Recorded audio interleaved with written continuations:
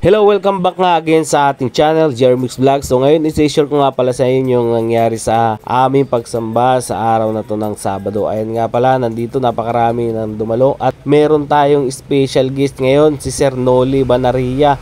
Ayan. Mabilis na ang komunikasyon at mas mabilis na rin po yung pagpapalagan gamit ng social media. Actually, yung radio, meron lamang po silang karamihan. At umawit nga dito ang mag-asawa, sila Pastor Jun Akain at si Ma'am Emma Akain. Talagang wala pa rin pagbabago ang kanilang mga boses. Napakagaling pa rin nilang umawit. Kaya and guys, panoodin nyo kung paano sila magbigay ng papuri sa Panginoon sa pamamagitan ng kanilang magagandang tinig.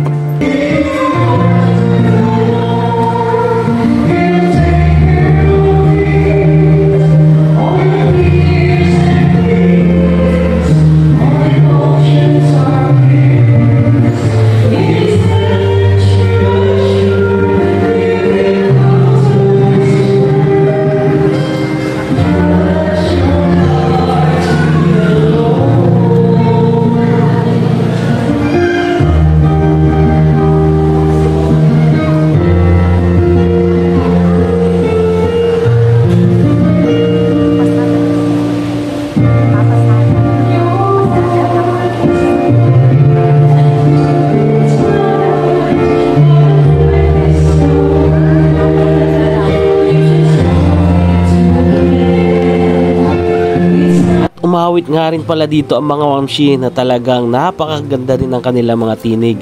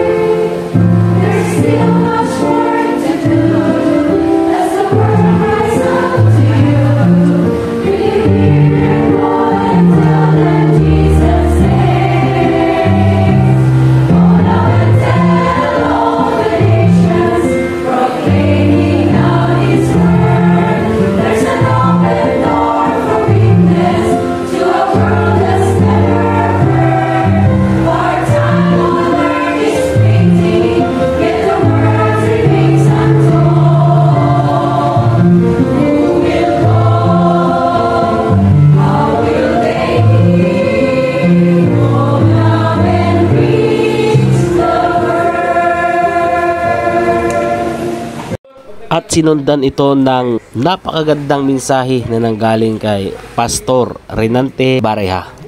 And has died while singing.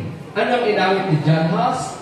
Jesus Christ, the Son of the living God, have mercy on me.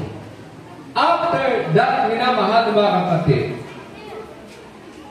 ang abo ni Huss ay inipon ng mga tagapangasiwa nung pagsunog sa kanya at ito'y itinapon doon sa tubig, doon sa ilog. At ang sabi, habang kumakalat ang abo ng katawan ni John Huss, ganun din ang pagkalat ng Ebanghelyo sa kanyang kapanahunan.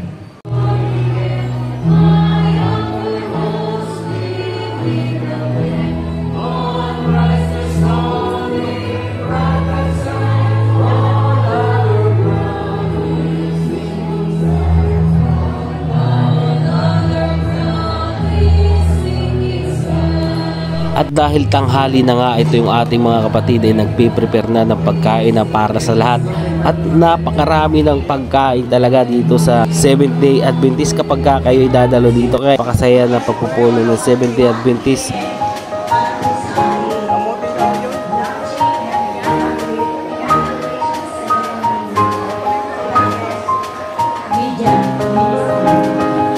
At ayan guys, so nagpe-prepare na yung ating mga kapatid na pagkain ng bawat isa. Ayan.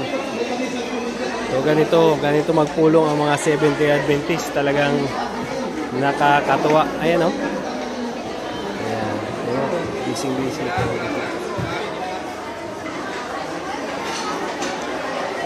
Ayan, talaga si brother. Napakasipag dito ni brother. Ayan o. Papapalaban tayo ngayon. Nagkiketer ang buong ano. Ay, Tama utong nasisira na po.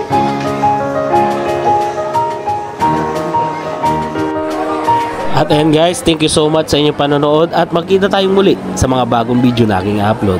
Thank you.